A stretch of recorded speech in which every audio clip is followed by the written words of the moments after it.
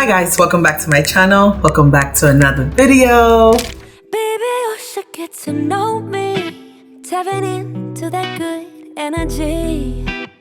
So happy to be posting back-to-back content. In today's video, we're going to be talking about my unpopular opinions. I know this might ruffle some feathers, but that's okay. That's what we're here for. We're here to shake the table. If you agree with any of these unpopular opinions, comment down below. If you don't agree, let me know as well. Let's argue down in the comment section. My number one unpopular opinion is relationship advice from newlyweds. I feel like people that have probably been in relationships for longer, maybe like 2, 3, 4 years, have more experience than actual newlyweds. Some people think as soon as they get that paper signed, automatically they are qualified therapists. And I think it's bogus, okay? People that actually live in the same house together or like are partners have a lot of experience. You don't have to be married to actually be qualified to give relationship advice, engagement, and all that stuff with my partner. I feel like I'm gonna basically look for advice, not even from my parents, because I think like their generation, their relationship is really toxic.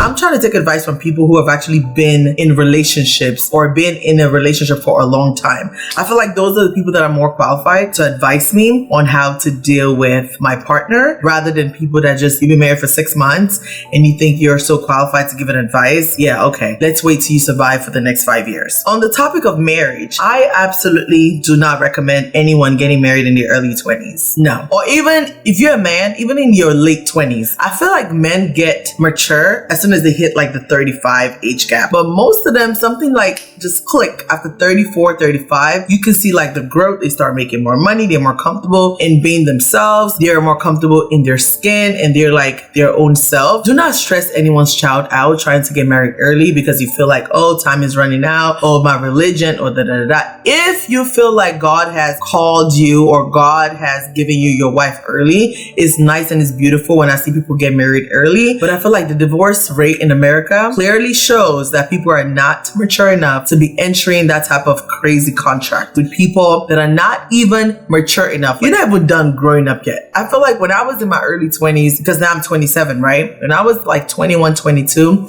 and I cannot believe I was actually thinking about getting married with my ex-boyfriend. Cuckoo loco. Like, I didn't even know myself. The things I like now, I didn't even like those things when I was 21 or 22 or even 23. Like, I am a completely different person. I do completely different things now. Even my career is different. The things I like to do when I'm bored is completely different from what I used to do before. I absolutely think take your time, get to know yourself, live by yourself before you get married, and actually know who you are before you start getting to know somebody else. My next point, I think we need to bring back shame. I've been seeing a lot of crazy stuff on TikTok. I see people emptying their family's dirty laundry on TikTok because they want to go viral and they want to have views. It's absolutely, for me, it's abomination. As an African woman, we do not do that. It is crude and it is just weird for me to be telling people on the internet that don't even know me that my mom is on drugs, for example. She's not, but I'm saying if she was, it will not be on the internet. Like, it's just crazy to me. And especially, I don't like when they're talking about a situation that is ongoing. It's entertaining. Yes, I'm entertained. I'm laughing. It's funny. But I feel like if you've already healed from the situation, you can come online and share your ideas on how people can move from that situation to the other side or to the better side. But if you're talking about it while the thing's actually going on, it causes a lot of trigger, in my opinion. I would feel a certain type of way if my daughter was on the internet talking about my personal business. It's just weird and I don't like it. I think it's just, we need to bring back shame. Like, are you not ashamed that your family's secret is actually out there? I'm not talking about secrets that maybe a child was molested or like a child was abused. Those are not secrets. Those are things that need to be reported and need to be public record. I'm talking about like family things, personal things that happen that has already been resolved that you don't really need to talk about it, but you come online and talk about it because it's cute to talk about. Yeah, that's weird to me. My next point is my man culture. I think that is so bogus. Yes, it's nice to post your boyfriend on social media. It's cute. We love to see it. It's so romantic. But I think a lot of people are doing it to shame other people. Like, most people that are posting my man, 90% of those people are lying. And I have seen it so many times happen to people I know. They're posting saying my man is doing this, my man is flying me out, and they're actually using their money to fly themselves out. It is really weird. And a lot of women, especially, I saw this girl, Cindy, this sugar baby or whatever on TikTok. She was always saying, well, if a man wanted to do it, he would do it. If a man wanted this, he would do it. And then the man, the sugar daddy, actually ended up leaving her, and she ended up getting pregnant. Like, who gets pregnant with the sugar daddy? Okay, that's a story for another day. That's another video. But she was always kind of like shaming women for not having men that provide. And one thing you have to realize is most of us are dating men that have their 6 figures job, that are making legit income. They have legit salaries. They're not stealing. They're not frauding anyone to make money. And you're kind of shaming women online because you want to look good. It's kind of corny and it's weird. So I don't like the whole my man culture. Me personally, I don't even post my boyfriend on social media. I only post him on my close friends. Like people that really or know me will see him online, because I feel like I'm so happy in real life that I don't need to show the internet. I don't even need validation from people that I don't even know. So I don't really care to actually show what he does for me on a daily basis. He does so much more for me that I even show. So I think it's a shaming culture that I don't really appreciate or like. And a lot of you guys are lying. Speaking of boyfriends, don't post your boyfriend just a year of you guys dating. I see people celebrate my 3-month anniversary, my 1 year. I mean, 1 year is okay. I think after 1 year, yeah, you can start claiming these men. Do not let no man embarrass you on social media. You've been dating a man for 3 months and you're posting him on social media. That's the investigation stage. Why is he on your Instagram? Why are you on a trip and you're posting his hand, is his feet, he's on watch, he's this? Why are you even claiming this upcoming embarrassment? Somebody's about to embarrass you. Like if you're already posting him 3 months, he's about to embarrass you. You're about to get the shock of your life. I think for me personally, I'm only posting any man after 2 years. You have to go through the trials and tribulations for me to qualify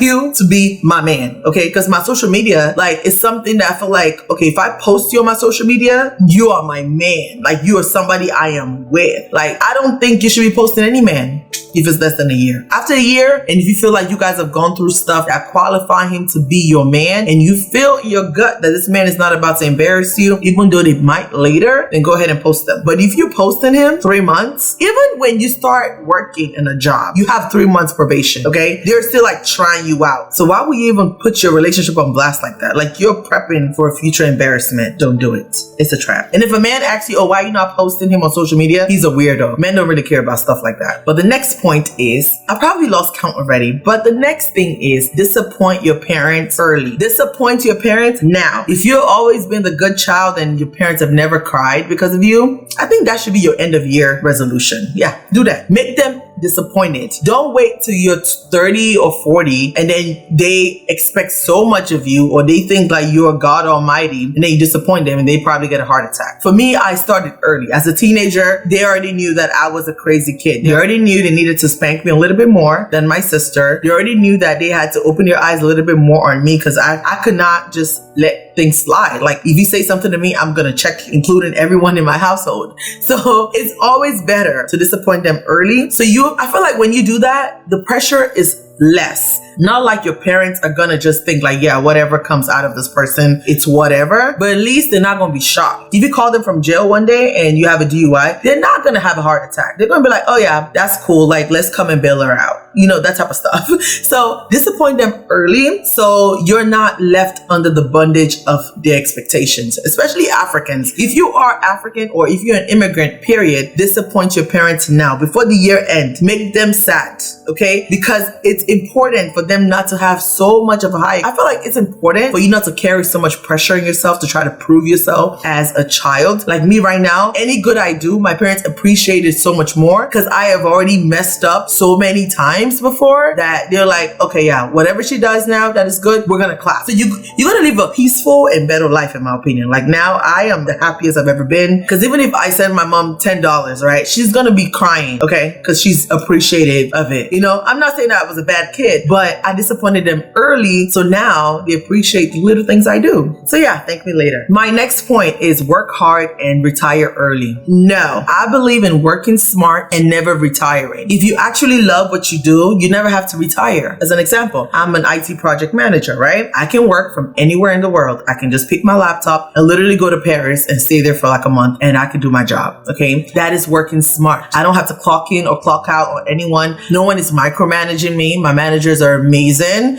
I get to work anywhere in the world as long as I have internet, and I could literally do that for the rest of my life and not feel like I'm work. I could work in my pajamas every day. I can sit on my couch and work. I can be cooking and working. I could be taking a shower and working. I could literally be taking a poop and working. I don't have to be on a computer, sitting down on a desk every single day or driving to a desk every single day. So that is working smart. So I think find something that you actually enjoy doing, that you love, and you don't mind doing it. You don't even have to love it. It's not something that is not going to take you out of your comfort zone too much, but something that you do that is easy for you to do and make money from it. So if you like to talk, like I love to talk. So being a project manager is easy peasy. I can be in meetings for 12 hours a day and I'll be okay because I can have presentations all day and I'll be just fine. And it's not like I'm overdoing or doing too much because I love to talk. I love to talk to people. I like meeting new people all the time. So when I meet like a new client, like I get excited and I'm like, ooh, yes. Like, so find something that you love to do that you can do forever and never have to feel like you're working and you're making money from it. That's my advice. My next unpopular opinion is the 9-to-5 work schedule is slavery. I think that is the most ridiculous thing that this new Gen Z generation, I think I'm part of Gen Z. I was born in 96. I think I'm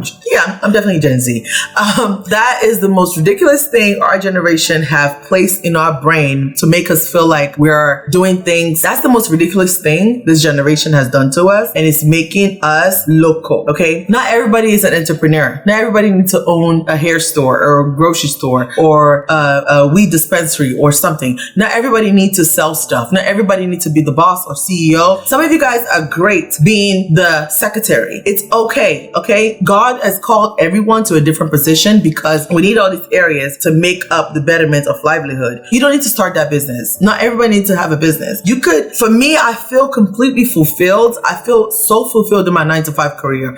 I might never ever leave my 9-to-5 career because I feel fulfilled. I like the feeling I get when I'm done talking to clients. I like the feeling I get when a project go live. So it's not like, oh, it's slavery. It's not slavery. You enjoy it. If you enjoy that your bank job, continue doing your bank job. You never know the opportunities that might come from that bank job. Like, don't say, oh, my friend just started a business. Oh man, this job, they're just so annoying. I should quit it. No, you're not your friend. You're on a completely different path as everyone else. You're on the road by yourself, and don't feel like because everyone else is starting a business, so you need to start a business. Maybe you're good at marketing and you're good at talking to people. People feel warm when they talk to you. Use that as an advantage. You could do hair. You could provide a service. It's not just about selling. You could do so many other things. So don't feel like, oh, like my 9-to-5 is so boring and I need to quit it because everybody else is starting a business. Okay, you're going to be unemployed and you're going to be very broke. And even if you decide to go into entrepreneurship, great. It's great to own businesses. I own businesses as well. However, make sure that that business can pay you before you quit. Most people, they start businesses and all of a sudden they're making like $5,000 a month or $10,000 a month. And they think like, oh, I'm making enough money to actually quit my job. No, $5,000 a month. After you pay rent, you take care of your mom, take care of your this, take care of your sister, you pay your car insurance, car note is nothing. Okay. In this economy, it's nothing. So make at least double of that. If you're making $5,000 a month on your regular 9-to-5 job, make at least $20,000 with your business in profit before you actually quit. With business, you have so many expenses and things you have to think about rather than your 9-to-5. Like you literally just clock in and clock out and don't care what your CEO is doing or whatever they're doing. You just do your job and go. So there's more responsibilities in a business. Trust me, my head is literally hurting every day in my business. And I'm like, by the way, I sell hair, shameless plug, and lumispice.com. This is our raw Vietnamese wavy hair. It is amazing. It's so nice. Look at this. It's gorgeous. Love it. Just in case. Another unpopular opinion. Don't share your life on social media and you don't want people to follow up. I hate when I see influencers say they will get engaged or they will get married and they'll post it on social media or they will start to talk about relationships, right? And you open the door for opinions. Like right now, for example, on my YouTube channel, I just talked about my career, right? Most of you guys probably already have me on LinkedIn. I see some people on LinkedIn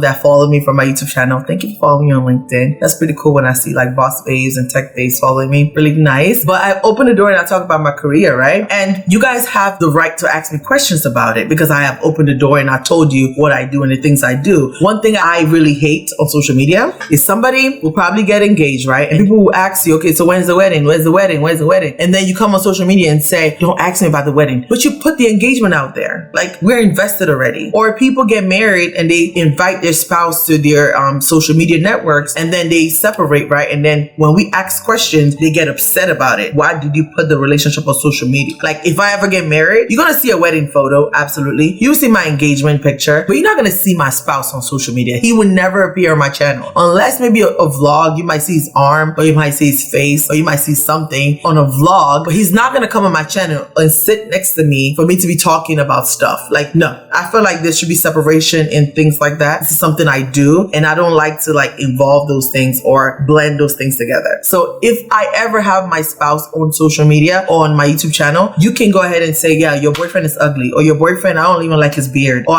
his lips are not red enough, or something like that. You know what I'm saying? Like, you have the right to say it because I've actually opened the door for you to do that, if that makes sense. I know this one might ruffle some feathers, like this one might just shake the table a little bit, but my last unpopular opinion is the no makeup. If you're gonna wear makeup, beat your face to the gods. Like, and the girls always say, well, I don't really like makeup, then don't wear makeup. If you're gonna wear makeup, go above all, do the beats down, okay? Do the UK girl makeup style. Beat down your face, make sure your face is beat to the gods. Don't do half-ass stuff. I don't like that. Like, all these no makeup, like tinted moisturizers, I never use them because I just feel like, why? If I'm gonna wear makeup, I'm gonna go all out. I'm gonna make sure I have lashes on. I'm gonna make sure my concealer is 3 to 5 layers. I'm gonna make sure my foundation is at least 2 foundations, okay? I'm gonna make sure I have at least 3 things on my lips. I feel like if you're gonna wear makeup, wear the makeup and not try to half-ass it. And there's some places that need makeup. Like, I hate when I go to the club and I see a girl without makeup. It's like, you just woke up from the bed and you just came here. Like, at least try. Put on red lipstick or put on lashes or something. Like, do something. Don't come to the club barefaced. Or if I go to like a brunch, right? And I see like a girl all dressed up real nice and no makeup. And I'm not talking about like the girls that don't wear makeup at all. Like, you guys are safe. Go there with your bare face. But the ones that just do half-ass, like, just put a tinted moisturizer and like don't even, you could tell that they did not even try. I don't like that. I don't know how you guys feel about that. Let me know down below if you agree with me or not. If you're the no makeup girl, let me know down below. And if you're the beat down like me, we get the beat down. We make sure everything is on point before we step out of the house. When we decide to wear makeup, let me know. I want to know how you guys think about that. But yeah, thank you guys so much for watching. I really appreciate you guys watching this video. And there's gonna be more videos. I'm gonna be more consistent on this channel. So you guys are gonna be having a lot of fun. So yeah, thank you guys so much for watching. I love you guys so much, and I will see you guys in my next video. Peace out.